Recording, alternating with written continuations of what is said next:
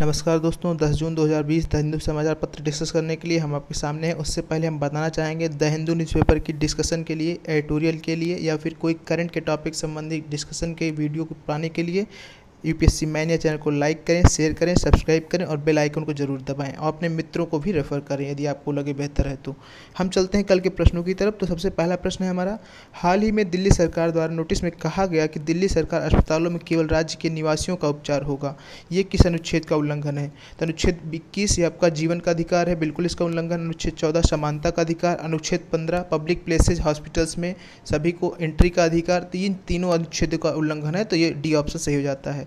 निवारक निरोध किस अनुच्छेद में वर्णित है, यानी प्रिवेंटिव डिटेंशन, तो अनुच्छेद 22 में आपका वर्णित है। बंदर अब्बास बंदरगाह किस देश में स्थित है? बंदर अब्बास बंदरगाह ईरान में है। नोबेल विजेता कैलाश सत्यार्थी किस एनजीओ से संबंधित है? तो ये बचपन बचाओ आंदोलन से संबंधित है। इनके एनजीओ का नाम है बचपन बचाओ आंदोलन, तो सी ऑप्शन सही हो जाता है। हाल ही में किस देश ने स्वयं को कोविड-19 मुक्त घोषित किया है?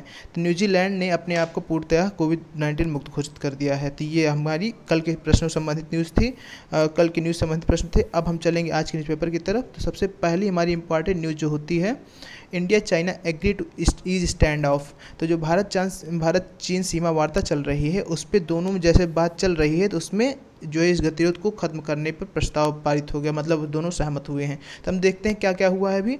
तो जो लद्दाख में 5 क्षेत्रों में यहाँ पर गतिविधियाँ हुई थी, कुल मिला के 5 क्षेत्रों पर, गलवान क्षेत्र में PP14, PP15, 17 और पैंगोंग त्सो क्षेत्र और चुशुल क्षेत्र में हुआ था।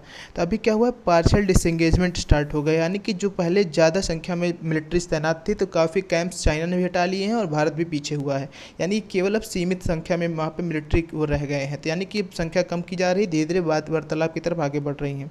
तो ये सारी चीज़ें बताई गई हैं और जनरल लेवल वार्तालाप हो रही है।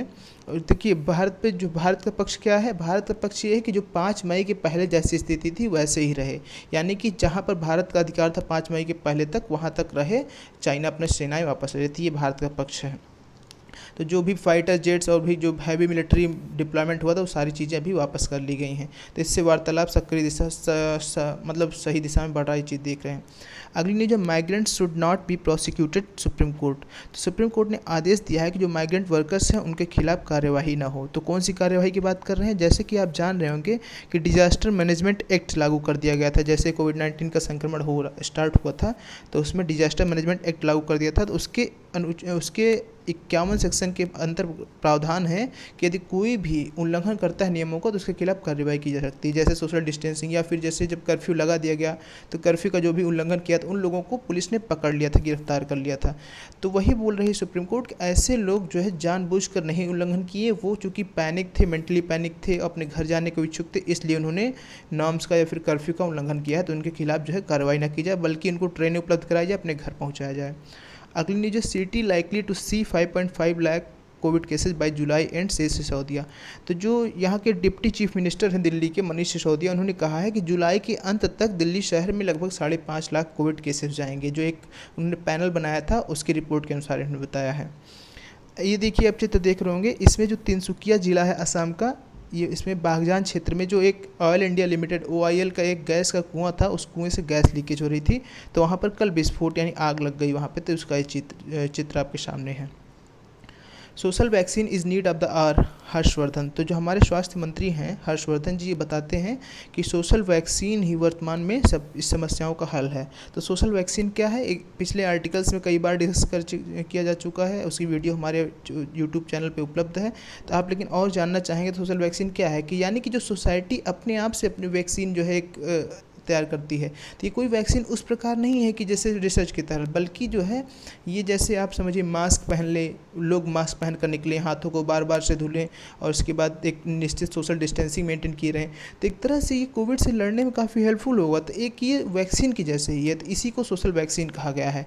जैसे हैंड हाइजीन मेंटेन करना, मास्क पहने रहना, फिजिकल डिस्टेंसिंग मेंटेन करना, तो ये सारी चीज़ों को सोशल वैक्सीन कहा जाता है। तो टर्म काफ़ी यूज़ में है, तो पूछा भी जा सकता है।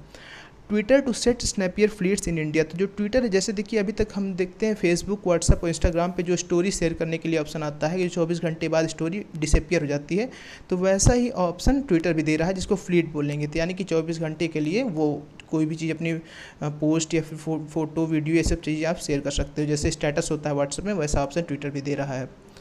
Cross party banking in Nepal for new map. तो जैसे कि हम जान रहे हैं कि भारत नेपाल सीमा विवाद भी चल रहा था, जिसमें जो है लिपुलेख लिंक रोड जब बनाया भारत ने लिपुलेख दर्रे से होते हुए, जो मानसरोवर यात्रा के लिए काफ़ी हेल्पफुल रहेगा, उसके बाद नेपाल ने आपत्ति जताई थी।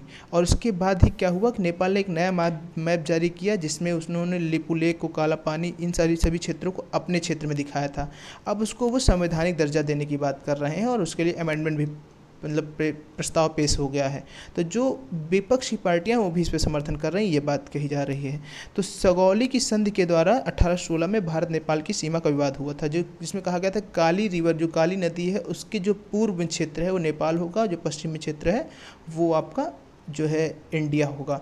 तो इसी के इंटरप्रिटेशन से दोनों में मतभेद या दोनों के अलग अलग विचार उत्पन्न होते हैं, जिससे सीमा विवाद है ये। तो काला पानी, काली रिवर, सुगौली संधि, ये सारी चीज़ें भारत नेपाल सीमा से संबंधित है। ये चीज़ आपको ध्यान देने की आवश्यकता है। अगली महत्वपूर्ण खबर है, ये हमारी लोकल न्यूज़ है। तो अगली महत्वपूर्ण खबर है BEML's internal data staff email ID hacked leaked on dark web. तो जो एक साइबल इनकॉर्पोरेशन है, एक कंपनी है, ये आपका जो है डाटा लीक संबंधित जो है खोजबीन करती है। तो इसने बताया है कि जो BEML है, भारत अर्थ मूवर्स लिमिटेड, ये एक जो पब्लिक सेक्टर अंडरटेकिंग है, ये क्या बनाती है, डिफेंस प्रोडक्ट्स बनाती है, जैसे बड़ी बड़ी ट्रकें बनाती है, टैंक्स बनाती है, और हाई मोबिलिटी व्हीकल्स बनाती है, और इंडियन रेलवे के कुछ उत्पाद बनाती है, मेट्रो कोचेज, मेट्रो के रेल कार्स बनाती है। तो ये काफ़ी महत्वपूर्ण, क्योंकि डिफेंस में भी इसका जो है काफ़ी, डिफेंस उत्पादन में भी इसका काफ़ी महत्वपूर्ण रोल है। तो इसका डाटा लीक हुआ है और एक किसी पाकिस्तानी नागरिक ने इस डाटा को लीक किया है, ऐसा प्रतीत हो रहा है, ऐसा बताया जा रहा है। तो एक काफ़ी सेंसिटिव इशू है। कई दिनों से हम देख रहे हैं कि डाटा लीक जो है डार्क वेब पे अवेलेबल है। जैसे पहले था माइग्रेंट वर्कर्स का था, और भी कैसे कई लाखों लोगों का आधार कार्ड, पैन नंबर, ये सारी चीज़ें डाटा अवेलेबल थी डार्क वेब। तो डार्क वेब क्या है हम जानेंगे। ये आपका अनऑथराइज्ड वेब है, यानी कि जिस पे कोई भी गवर्नमेंट या किसी भी इंस्टीट्यूशन का कब्जा नहीं होता है। यानी कि इसके माध्यम से जो भी इलीगल काम हो सकते हैं, ट्रेडिंग हो सकती है, स्मगलिंग हो सकती है, जो है ह्यूमन ट्रैफिकिंग हो सकती है, इन सब चीज़ों करने के लिए डार्क वेब का प्रयोग किया जाता है।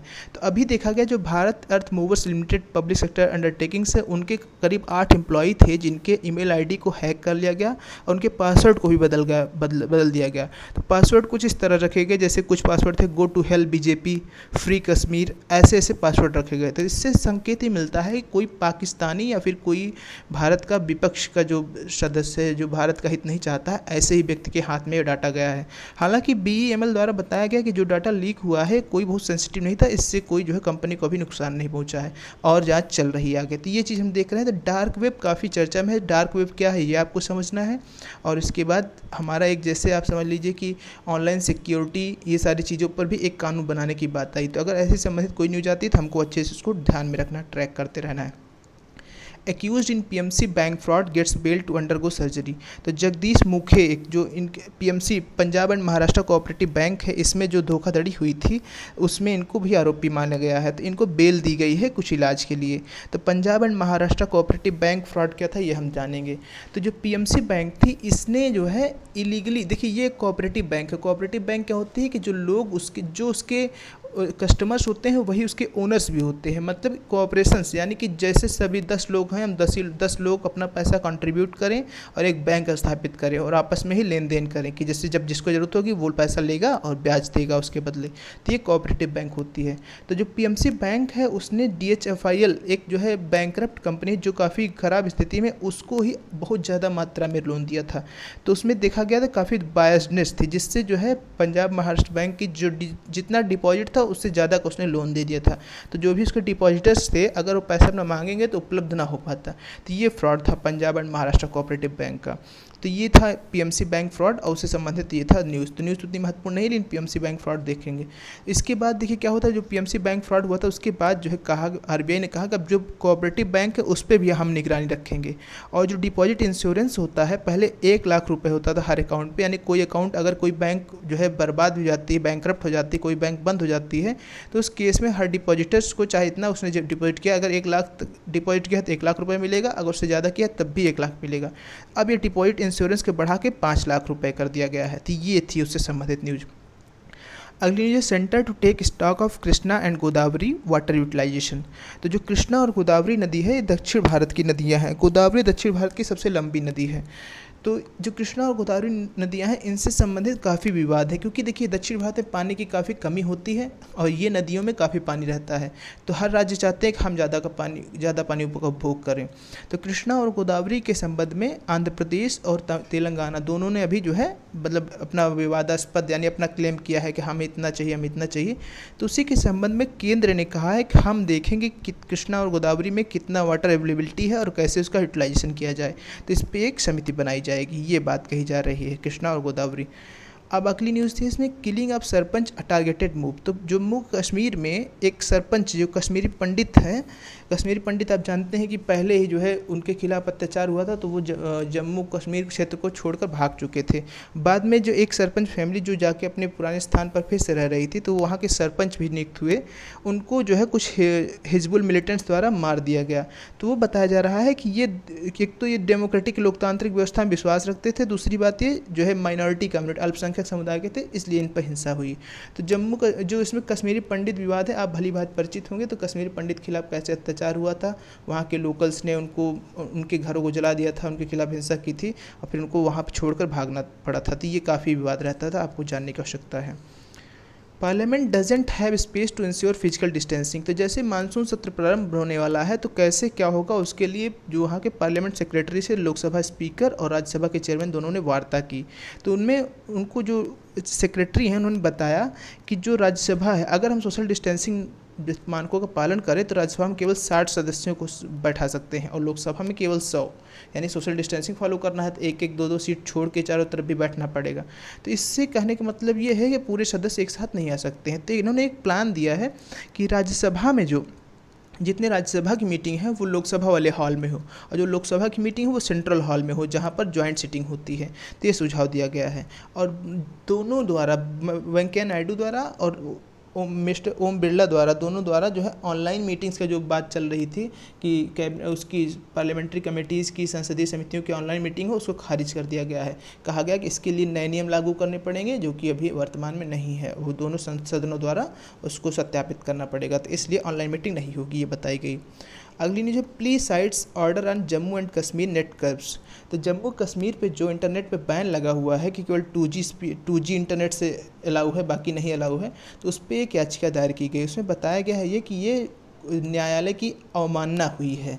तो न्यायालय जैसे क्यों अवमानना हुई है, क्योंकि 11 मई को न्यायालय ने, सुप्रीम कोर्ट ने कहा था कि जो है आप तुरंत, मतलब जब उसके खिलाफ याचिका दायर की गई कि अभी तक जो है इंटरनेट की वहाँ 4G इंटरनेट नहीं खोला गया, तो उसके खिलाफ सुप्रीम कोर्ट ने कहा था कि तुरंत एक कमेटी बनाई जाए जो ये बताए कि ये रिस्ट्रिक्शंस कब तक रहेंगी, कितनी आवश्यकता है कि नहीं, एक कमेटी बनाई जाए।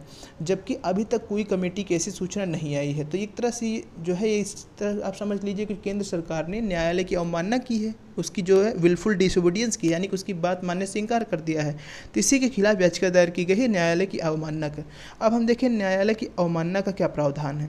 तो देखिए अनुच्छेद 129 अनुच्छेद 215 में कहा गया है कि यदि सुप्रीम कोर्ट या हाई कोर्ट के किसी न्यायालय के आदेश की अवमानना होती है तो उन कोर्टों को अधिकार होगा कि वो उस व्यक्ति को दंडित करें। तो इसी के लिए कॉन्टेम्प्ट ऑफ कोर्ट एक्ट 1971 के जो है नियम का विधान पारित किया गया, ये लॉ पारित किया गया, जिसके तहत न्यायालयों को अधिकार है अगर उनकी कोई बात नहीं मानता है तो उसके खिलाफ वो कॉन्टेम्प्ट ऑफ कोर्ट प्रोसीडिंग जो है जारी कर सकते हैं। तो ये हमने जाना कॉन्टेम्प्ट ऑफ कोर्ट से संबंधित। तो किसको किसको अधिकार है, हाई कोर्ट और सुप्रीम कोर्ट दोनों को अधिकार है अपनी अवमानना पे जो है उसके एक्शन लेने के खिलाफ। ये थी। अगली महत्वपूर्ण न्यूज़ है, central teams deployed in over 14 states Delhi. तो जैसे 14 राज्यों में, दिल्ली समेत 14 राज्यों में केंद्रीय टीम जो है डिप्लॉय की गई, जहाँ पर कोविड की समस्या काफ़ी बढ़ रही है, तो उनमें सेंट्रल टीम डिप्लॉय की गई उनको हेल्प करने के लिए, एड देने के लिए। कोविड-19 patient travel 700 kilometre dies in Bhopal. तो एक कोविड-19 पेशेंट जो दिल्ली में रह रहा था, उसको जो है दिल्ली के किसी अस्पताल ने प्रवेश नहीं लिया उसका, तो उसके बाद 700 किलोमीटर ट्रैवल करके भोपाल गया और वहाँ पर उसकी मृत्यु हो गई। तो प्रश्न चिन्ह यहाँ पर उठता है कि जो है पहली बात तो दिल्ली सरकार क्यों सुविधा नहीं उपलब्ध करा पाई, दूसरी बात जो रेलवे पे वहाँ पर जब उसकी स्क्रीनिंग हुई तो उनको भी नहीं पता चला, और तीसरी बात स्वास्थ्य व्यवस्था पर एक प्रश्न चिन्ह ही है। तो ये प्रश्न चिन्ह उठता है कुछ इससे। Jyotiraditya mother test positive. तो ज्योतिरादित्य सिंधिया जो बीजेपी के लीडर है, उनकी माता दोनों लोग कोरोना पॉजिटिव पाए गए, ये बताई जा रही news. Don't ignore bonded labour, supreme court tells Bihar. तो बिहार को सुप्रीम कोर्ट ने कहा है बंधुआ मजदूरी को इग्नोर मत करो। तो क्या मामला है, इस चीज़ को हम देखेंगे। तो नेशनल ह्यूमन राइट्स कमीशन, राष्ट्रीय मानवाधिकार आयोग ने 11 मई को एक आदेश जारी किया था, जिसमें कहा था कि 187 बंधुआ मजदूर जो ईंट के भट्ठों में काम कर रहे हैं, जिनको उपयुक्त मजदूरी नहीं मिल रही है, उनके खिलाफ जो है सरकार काम ले, उनको बचाव करे, ये चीज़ है। तो उसको अभी तक नहीं हुआ है, तो उसी के खिलाफ सुप्रीम कोर्ट ने ये जो है आदेश दिया है उसको, बिहार गवर्नमेंट को। तो बंधुआ मजदूरी संबंधी हम बात करेंगे तो अनुच्छेद 23 में हमारा जो है शोषण के विरुद्ध अधिकार है, जिसमें कहा गया है कि बंधुआ मजदूरी जो है एक अपराध है। तो ये आपका अनुच्छेद 23 से संबंधित है, ये चीज़ हमने जाना। अगली महत्वपूर्ण न्यूज़ है after blow out oil well on fire. तो जैसे कि हमने बात किया कि जो बागजान क्षेत्र है असम के तिनसुकिया जिले में, वहाँ पर दिब्रू साइकोवा राष्ट्रीय उद्यान के बगल ही जो है एक जो ऑयल इंडिया लिमिटेड का एक गैस का कुआं है, उससे 13 दिन से पिछले गैस लीक हो रही थी, जिसके बाद वहाँ पर अभी जो है कल आग लग गई। तो वही न्यूज़ से संबंधित है। तो अभी जो है जो वहाँ के आसपास के लोग हैं वहाँ पर काफ़ी जो है भीषण प्रोटेस्ट कर रहे हैं, आंदोलन कर रहे हैं, और वहाँ पर उसको रेस्क्यू भी किया जा रहा है, आग को बुझाने का भी कवर किया जा रहा है, जो लीक है उसको भी, लीक को ठीक करने का प्रयास किया जा रहा है, ये न्यूज़ थी इससे। Move to ban 27 pesticides opposed. तो जो पेस्टिसाइड उत्पादन करता है, जो पेस्टिसाइड यानी कीटनाशक उत्पादन कंपनियां हैं, उन्होंने विरोध जताया है कृषि मंत्रालय के खिलाफ कि जो है, क्योंकि पिछले महीने ही लगभग 27 जो कीटनाशक है उनको बैन करने की बात की गई थी कि ये पर्यावरण को नुकसान पहुंचाते हैं, काफ़ी गंभीर हानिकारक हैं, इनको बैन कर दिया जाए। तो अभी जो कीटनाशक उत्पादन कंपनियां हैं वो कह रही हैं कि अगर ठीक है ये आपको गंभीर जो है नुकसान पहुंचाती है पर्यावरण को, तो इन्हीं 27 में से एक पेस्टिसाइड है मैलाथियन, जिसका प्रयोग बड़े स्तर पर जो टिड्डों का अटैक हुआ है उसको मारने के लिए किया जा रहा है। मैलाथियन कीटनाशक का प्रयोग काफ़ी बड़े स्तर पर किया जा रहा है टिड्डे हमलों से लड़ने के लिए। तो कह रहे हैं अगर इतना नुकसानदायक है तो आप इसको बैन क्यों कर रहे हैं, इसको जो आप बैन करने वाले तो आप खुद ही इसका क्यों प्रयोग कर रहे हैं। तो यहाँ पर हम जानेंगे मैलाथियन कीटनाशक का, ये कीटनाशक है जो टिड्डों को यानी कि कीटों को नष्ट करने का प्रयोग होता है। अभी टिड्डों से हमलों में लड़ने में इसका काफ़ी प्रयोग किया गया है मैलाथियन, ये हमने जाना, बहुत ही इंपॉर्टेंट है। अगली न्यूज़ है skill mapping of returnees under way. तो जो भी हमारा वंदे भारत मिशन के तहत विदेश में रहने वाले भारतीय लौट रहे हैं, तो अभी देखिए वो कुछ ना कुछ वहाँ पर काम कर रहे होंगे, कुछ नौकरियाँ कर रहे होंगे, अभी उनकी नौकरियाँ छूट गई होंगी। तो अब क्या किया जा रहा है, सरकार द्वारा जो है, भारत सरकार द्वारा एक योजना चलाई गई स्वदेश। तो वो क्या करेंगे इसके तहत, तो वो जो भी होंगे वहाँ से वापस लौटेंगे, उनकी स्किल मैपिंग करेंगे, यानी कि आप किस काम में कौशल आपका है, आपके कौशल रजिस्टर बनाया जाएगा और आपके कुशलता के अनुसार ही इंडस्ट्रीज से संपर्क साधा जाएगा। जिन इंडस्ट्रीज़ को ज़रूरत होगी वर्कर्स को, उनको सप्लाई किया जाएगा। यानी इंडस्ट्रीज़ और जो वर्कर्स जो भी लौट रहे हैं विदेश से, हमारे जो है भारतीय लौट रहे हैं, उनके पास क्या कुशलता है, उनकी कुशलताओं को इंडस्ट्री से मैच करके, ताकि इंडस्ट्री को भी जो है एम्प्लॉयज़ मिल सके और उन लोग को रोजगार मिले। तो ये स्वदेश स्कीम है आपकी, अभी जल्दी लॉन्च की गई है। इसका फुल फॉर्म है skilled workers arrival database for employment support. तो ये हमारा स्वदेश स्कीम है, इसको हमने जाना। अगली महत्वपूर्ण अंतर्राष्ट्रीय खबर है मॉस्को ईजेज लॉकडाउन रिस्ट्रिक्शंस। तो रूस ने जो है अभी अपनी जो लॉकडाउन की रिस्ट्रिक्शंस है उसको थोड़ा ढीला उसमें किया है। Democrats unveil police reforms after Floyd death. तो जो है डेमोक्रेट्स जो पार्टियां हैं वहाँ पे, तो वो क्या कर रही हैं कि जो जॉर्ज फ्लॉयड एक अफ्रीकन अमेरिकन की मृत्यु हुई थी मिनियापोलिस शहर में, अमेरिका में है, तो वहाँ उसके बाद से रंगभेद के खिलाफ काफ़ी एक आंदोलन चल रहा था, ब्लैक लाइव्स मैटर करके एक आंदोलन चल रहा था। तो अभी जो वहाँ के डेमोक्रेट्स पार्टी है वहाँ उन्होंने जो है पुलिस सुधारों की बात की है, ये बात कही जा रही है। North Korea cuts of all communication with south. तो उत्तर कोरिया ने दक्षिण कोरिया से पूरे जो है संबंध तोड़ लिए हैं। क्यों तोड़ लिए हैं, देखिए जो उत्तर कोरिया में है काफ़ी तानाशाही रवैया होता है, वहाँ पर लोगों का काफ़ी शोषण होता है, तो कुछ लोग भागकर दक्षिण कोरिया चले जाते हैं। तो जो उन लोगों में से जो दक्षिण कोरिया गए हैं वो क्या करते थे, हॉट एयर बलून्स गर्म गुब्बारों में अपने संदेश लिख कर उत्तर कोरिया की तरफ जो है गुब्बारे बढ़ा देते थे। तो उसमें जो है जो नॉर्थ कोरिया की रिजीम है उसके खिलाफ मैसेजेस लिख के भेजते थे, भड़काऊ चीज़ें संदेश लिखते थे, जिससे नॉर्थ कोरिया ने कहा कि आप इनको कर्व करिए अन्यथा हम कुछ एक्शन लेंगे। तो वो उन्होंने आरोप लगाया कि जो दक्षिण कोरिया है ऐसे लोगों को कोई इन पे कार्य नहीं कर रहा है, इसलिए हम दक्षिण कोरिया से संबंध अपने तोड़ लेते हैं। ये भी न्यूज़ है। Won't ignore anger over racial injustice. तो देखिए ये ब्रिटेन में भी जो है आपका जो ब्लैक लाइव्स मैटर करके मूवमेंट जो चल रहा था यूएसए में जॉर्ज फ्लॉयड की मृत्यु के बाद, ये ब्रिटेन में भी जारी है। तो ब्रिटेन में देखा गया जैसे विंस्टन चर्चिल जो हमारे जो है द्वितीय विश्व युद्ध के समय ब्रिटेन के प्रधानमंत्री थे, उनके खिलाफ भी उनकी मूर्ति तोड़ी गई और उनको भी नस्लभेदी का संज्ञा दी गई। और जो क्योंकि उनको नस्लभेदी की संज्ञा दी गई, क्योंकि जब द्वितीय विश्व युद्ध चल रहा था तो उसी समय बंगाल में 1943 में बहुत बड़ा एक अकाल पड़ा था जिसमें लाखों लोग मरे हुए थे, और जबकि जो राशन था वो राशन उठा के विश्व युद्ध के सैनिकों के लिए स्टॉक जमा कर रहे थे, और बंगाल का राशन, तो बंगाल के लोगों का हत्यारा उसको कहा जा रहा है। तो वो रंगभेद का जो है काफ़ी इनके आरोप लगा। और एक एडवर्ड कोलस्टन है जिन्होंने एक शहर बनाने में स्थापना की थी, ब्रिस्टल शहर वहाँ पर ब्रिटेन में, तो इसलिए उनको उनकी यहाँ पर मूर्ति भी लगाई गई थी। तो उनकी मूर्ति को तोड़ दिया गया। बताया गया कि भले उन्होंने शहर के डेवलपमेंट में यूज काफ़ी रोल प्ले किया हो, लेकिन इन्होंने स्लेवरी में यानी गुलामी में लोग गुलामों को बहुत खरीद व्यापार में बहुत हेल्प की थी, यानी कि गुलामी को उन्होंने बढ़ावा दिया था। तो ये भी चीज़ है। तो लंदन के मेयर हैं सादिक खान, उन्होंने जो है घोषणा की है कि हम जितने भी मतलब लैंडमार्क्स है, जो भी मूर्तियाँ हैं लैंडमार्क से, किसके नाम पे कौन सी गली या रोड का नामकरण हुआ है, हम उसको रिव्यू करेंगे। तो जो भी ऐसे लोग हैं जो रंगभेद को बढ़ावा दिए हैं, जिन्होंने दबाव शोषण किया है, उनको हम रिव्यू करेंगे और नाम को बदला जाएगा। तो ये जो है आंदोलन चल रहा है, जो ब्लैक लाइव्स मैटर, जो भी नस्लभेदी या जो भी पुराने समय में हिंसा हुई है वो सब चीज़ें हुई हैं, तो हमारे जो तो वो चीज़ों के खिलाफ पश्चिम देशों ने यह एक आंदोलन जारी किया है। China cautions it's student on Australia plans. China के जो स्टूडेंट ऑस्ट्रेलिया पढ़ाई करने के लिए जा रहे थे, जो उन्होंने प्लान बनाया था, तो उन्होंने चाइना ने इसको जो है चेतावनी दी है कि ऑस्ट्रेलिया में अभी कोविड केसेस काफ़ी हैं, आप जाइएगा तो अपने खतरे पे जाइएगा। तो ये तो एक बहाना है, लेकिन आप जान रहे होंगे जैसे कि जो ऑस्ट्रेलिया है उसने चाइना के जो लॉ लाया है, चाइना ने हांगकांग के लिए सुरक्षा नया कानून लाया है, तो उसके खिलाफ ऑस्ट्रेलिया ने भी बयान दिया है। तो जाहिर सी बात है चाइना ऑस्ट्रेलिया मतलब चाइनीज़ बच्चे अगर ऑस्ट्रेलिया पढ़ने जाएंगे तो चाइना को रास नहीं आएगा, क्योंकि उससे ऑस्ट्रेलिया की इनकम होगी। तो उसी कोविड-19 का बहाना लेते हुए जो चाइनीज़ जो है स्टूडेंट्स हैं जो ऑस्ट्रेलिया जाने का प्लान कर रहे थे, उनको उसने एक दबाव बनाया है चाइना ने। अगली न्यूज़ है Hong Kong can not afford further chaos says Carrie Lam. तो जो हांगकांग की जो है वो है मेन ऑफिसर, मेन जो है एग्जीक्यूटिव लीडर है, चीफ एग्जीक्यूटिव लीडर है कैरी लैम है वो, उन्होंने कहा कि अब दूसरा प्रोटेस्ट हम नहीं बर्दाश्त कर सकते ऐसा।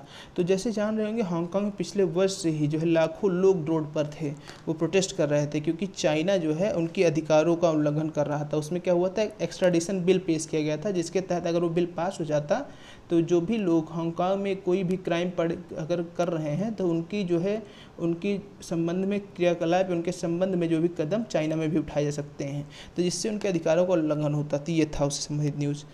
Iran to execute spy who helped US target general. तो ईरान ने उस जो है खबरी को पकड़ लिया है और उसको जो है दंड देने का प्रावधान करने वाला है, जिसने जो ईरान के एक जनरल थे कासिम सुलेमानी, जिनको यूएसए ने मारा था, उनके संबंध में खबर दी थी। तो कासिम सुलेमानी ईरान के जनरल थे जो इराक में उस समय थे, तो उसने यूएस के ड्रोन्स ने अटैक करके उनको मारा था। तो ये महत्वपूर्ण न्यूज़ है, आप जान लीजिए। अगली न्यूज़ है आर्थिक क्षेत्र से, can dilute 10 to 15% more in Adani green. तो अडानी ग्रीन जो ग्रुप है ये आपका क्या करता है, जो भी रिन्यूएबल यानी कि नवीकरणीय ऊर्जा क्षेत्र में इन्वेस्टमेंट करता है अडानी ग्रीन ग्रुप। तो ये कह रहा है कि हम 10 से 15% शेयर अपने बेच सकते हैं। इससे क्या होगा, कंपनी को पैसा मिलेगा और ज़्यादा इन्वेस्टमेंट कर सकेगी। तो अडानी ग्रीन जो ग्रुप है इसको अभी 8 गीगावाट जो है फोटोवोल्टाइक पावर प्लांट बनाने का ठेका मिला है। यानी ये विश्व का सबसे बड़ा ठेका मिला है एक कंपनी को जो सोलर पावर प्लांट बनाने का स्थापित करने के लिए। तो इसमें जो है कई जगह पर बनाया जाएगा इसके तहत, जिसमें 2 गीगावाट का एक जगह पर ही बनाया जाएगा। तो काफ़ी बड़ा प्रोजेक्ट बनाया जा रहा है। तो इससे कहा जा रहा है जो अडानी ग्रीन लिमिटेड है ये आपका विश्व में 2025 तक इसका लक्ष्य है कि विश्व में सबसे बड़ी जो है रिन्यूएबल एनर्जी नवीकरणीय ऊर्जा के क्षेत्र की कंपनी बनेगी ये। और अभी इसका उद्देश्य है कि LNG आपका LNG क्षेत्र में, LPG क्षेत्र में, गैस के सेक्टर में भी इन्वेस्टमेंट करेगी, ये बात कही जा रही है। Franklin Templeton mutual fund suspends e-voting. तो जो फ्रैंकलिन टेम्पल्टन म्यूचुअल फंड में इन्वेस्टमेंट कंपनी थी, उसने ई-वोटिंग को, ऑनलाइन वोटिंग जो कराना था, उसने देखिए 6 स्कीम थी उसको रोक दिया था कि अब हम इन्वेस्ट नहीं करेंगे इसमें, क्योंकि स्कीम का उसकी वैल्यू बहुत तेज़ी से गिरती जा रही थी और ज़्यादा घाटा होने की संभावना था। तो उसने स्कीम को विड्रॉ कर लिया था, जिसके बाद कहा था कि जो भी इन्वेस्टर हैं उनसे हम वोटिंग कराएंगे, अगर वो सहमत होंगे तो उस पैसे को वापस कर दिया जाएगा। तो लेकिन सुप्रीम कोर्ट ने इस पर प्रतिबंध लगाया था। फिर अभी फ्रैंकलिन टेम्पल्टन म्यूचुअल फंड ने निर्णय लिया है हम ई-वोटिंग नहीं कराएंगे। Bharti raises stake in Robi Axiata. तो रोबी एक्जियाटा जो है बांग्लादेश की दूसरी सबसे बड़ी टेलीकॉम कंपनी है। उसमें जो भारती एयरटेल है उसने 6% लगभग और शेयर खरीदे हैं। अब इसका शेयर बढ़कर 25% तक अभी शेयर था भारती एयरटेल का, अब इसका शेयर बढ़ के 31% हो गया है। तो ये चीज़ हमने देखा यहाँ पर। Government to review if private banks taking part in MSME revival. तो जैसे एमएसएमई काफ़ी संकट में थे, कोविड-19 समस्या आई थी, इससे और संकट में आ गए, तो 3 लाख करोड़ का पैकेज डिक्लेयर किया गया था। 3 लाख करोड़ तक का कोलेटरल फ्री लोन दिया जाएगा इनको। तो वही गवर्नमेंट बोल रही है कि हम देखेंगे क्या जो प्राइवेट बैंक है वो भी रोल प्ले कर रहे हैं, वो सक्रिय से लोन बांट रहे हैं कि नहीं, क्योंकि जैसे एमएसएमई में लगभग 17.7 लाख करोड़ का लोन जो है अभी तक प्राइवेट बैंकों ने दिया है, जिसमें एचडीएफसी जैसी बैंक काफ़ी सक्रिय रही हैं। तो अभी देखेंगे क्या प्राइवेट बैंक इसमें अच्छे से रोल प्ले कर रहे हैं कि नहीं, इसको देखेंगे, ये चीज़ बताई जा रही है। BSVL gets nod for trial of ulinastatin for कोविड-19। तो यूलिनेस्टैटिन एक दवा है जिसको जो है Bharat serums and vaccines limited को परमिशन दी गई है कि इनका ट्रायल किया जाए कि क्या ये कोविड-19 के उसमें इलाज में हेल्पफुल रहेगी। तो यूलिनेस्टैटिन एक दवा को अभी ट्रायल के लिए जो है परमिशन दी गई है। Can coffee growers deploy MG NREGA workers. तो दक्षिण भारत में आप जानते होंगे कॉफ़ी के उत्पादन काफ़ी होता है। तो अभी देखिए क्या है कि काफ़ी लोग जो है अपने राज्य में वापस गए हैं, अब बेरोजगारी बढ़ी है। तो MG नरेगा का प्रयोग करते हुए सर राज्यों का उद्देश्य है कि उनको ज़्यादा से ज़्यादा रोजगार दिया जाए, और कॉफ़ी क्षेत्र में भी काफ़ी संकट है। तो ये एक सुझाव दिया गया है कि कॉफ़ी क्षेत्र में देखिए MG नरेगा में कामों की कमी है, यानी वर्कर्स तो खूब अवेलेबल है, लेकिन काम कहाँ किया जाए भाई, कितने तालाब कितने कुएँ आप खुदाएंगे, कितना काम कराएंगे। तो ये एक सुझाव दिया जा रहा है कि कॉफ़ी सेक्टर में भी काफ़ी वर्कर्स की आवश्यकता होती है। तो जो MG नरेगा के वर्कर्स हों, इनको जो है क्यों ना कॉफ़ी क्षेत्र में उत्पादन के लिए उनमें जो प्रोसेसिंग के लिए यूज़ कर लिया जाए। लेकिन इसमें कुछ चुनौतियाँ भी है, जैसे कॉफ़ी के क्षेत्र में जो भी है, जैसे उनको कैसे तोड़ना है, कॉफ़ी को प्रोसेसिंग कैसे करनी है, उसमें कौशल की आवश्यकता होती है। लेकिन जबकि MG नरेगा जो है नॉन स्किल्ड वर्कर्स होते हैं, उनके पास स्पेसिफिक कौशल नहीं होता है, इसलिए कुछ सीमाएँ हैं। लेकिन ये सुझाव भी दिया गया है कॉफ़ी प्लांटेशन में इनको यूज़ कर लिया जाए, ये बताई गई बात। अगली एक न्यूज़ है top IITs and IISc slip in global ranking. तो हमारे जो विश्व के 1000 सबसे अच्छे संस्थान हैं, शैक्षणिक संस्थान है, उनकी रैंकिंग करती है एक संस्थान है QS वर्ल्ड यूनिवर्सिटी रैंकिंग्स। इस रैंकिंग का नाम है QS वर्ल्ड यूनिवर्सिटी रैंकिंग। तो ये रैंकिंग करती है जो भी विश्व के 1000 सबसे टॉप संस्थान हैं। तो अभी तक हमारे देखिए 24 पिछले वर्ष तक 24 टॉप संस्थान थे 1000 में, लेकिन अब इस बार घट के 21 हो चुके हैं। तो देखिए सबसे पहले नंबर पर भारतीय कौन सा संस्थान है जो उसमें टॉप पे है। तो हमारा जो सबसे पहला संस्थान है वो IIT बॉम्बे है, जो 152वें स्थान पे पिछले वर्ष था, अब 172वें स्थान पर है, यानी विश्व के 172वें नंबर पर है IIT बॉम्बे, जबकि भारत में सबसे अच्छी यूनिवर्सिटी है। और दूसरे नंबर पर IIT दिल्ली थी पिछले वर्ष, लेकिन उसको जगह जो है बदल के अब IISc यानी Indian institute of science Bengaluru ने ले ली है। यानी प्रथम स्थान पर IIT बॉम्बे है, दूसरे स्थान पे IISc बेंगलुरु है, तीसरे स्थान पे IIT दिल्ली है। तो ये चीज़ था। तो कहने का ये कहा गया है, मतलब ये निष्कर्ष निकाला जा रहा है, बताया जा रहा है इसमें कि पिछले वर्ष से हमारे जो संस्थान कम हुए हैं। पिछले वर्ष टॉप 1000 में 24 थे, इस वर्ष जबकि 21 ही बचे हैं। और किस पैरामीटर में कमी आई है, तो इसमें एक पैरामीटर होता है पैरामीटर ऑफ इंटरनेशनलाइजेशन, यानी हमारे जो यूनिवर्सिटीज़ हैं वो अंतर्राष्ट्रीय पटल पे कितने सक्रिय हैं, यानी कि कितने इसमें अंतर्राष्ट्रीय छात्र पढ़ रहे हैं, विश्व में हमारी यूनिवर्सिटीज़ का कितना मतलब कितनी उसकी लीगलिटी है, कितना उसका मान है। तो इन सब क्षेत्र में तो वही बताया जा रहा है कि हमारा विश्व के परिदृश्य में हमारी यूनिवर्सिटीज़ का रोल कम है, ज़्यादा विदेशी स्टूडेंट्स कम पढ़ते हैं। तो इस पैरामीटर्स पर लगभग 0 रैंकिंग मिली है, जिसकी वजह से हमारी रैंकिंग में कमी देखी जा रही है। तो ये इससे संबंधित था। जो प्राइवेट यूनिवर्सिटीज़ जो थी, बिट्स पिलानी और वेल्लोर इंस्टीट्यूट ऑफ टेक्नोलॉजी जो टॉप 1000 में पिछले वर्ष शामिल थी, इस बार वो बाहर हो गई हैं। जबकि एक OP जिंदल ग्लोबल यूनिवर्सिटी है, वो इस बार लगभग 600 से 700 के बीच में उसकी रैंकिंग मिली हुई है, तो एक यूनिवर्सिटी शामिल हुई है। तो मतलब ये कहा जा रहा है कि जैसे इंस्टीट्यूट ऑफ इमिनेंस स्कीम भी चलाई गई थी पिछली बार सरकार द्वारा, जिसमें जो है सरकारी संस्थानों को 1000 करोड़ रुपये दिया जाएगा, और जो प्राइवेट संस्थान है उनको कुछ छूट दी जाएगी कि रेगुलेशन अपने हिसाब से निर्धारित करें। उद्देश्य इसका क्या था कि विश्व के संस्थानों में, महत्वपूर्ण संस्थानों में हमारे कुछ यूनिवर्सिटीज़ का नाम आए। लेकिन 2 साल हो गया इंस्टीट्यूट ऑफ इमिनेंस स्कीम को लागू करने के बावजूद भी अभी देखिए हमारी रैंकिंग गिर रही है। तो ये एक कारण, एक एनालिसिस हो रही है इस चीज़ की। तो ये थी हमारी आज पेपर संबंधित ये सारी न्यूज़ें। अब हम चलेंगे क्वेश्चन पे। तो क्वेश्चन हमारा है सोशल वैक्सीन क्या है? लोगों द्वारा तैयार की गई वैक्सीन सामाजिक जागरूकता जैसे सोशल डिस्टेंसिंग, सफाई, मास्क पहनना आदि। शोध द्वारा समाज के लिए वैक्सीन या उपर्युक्त सभी।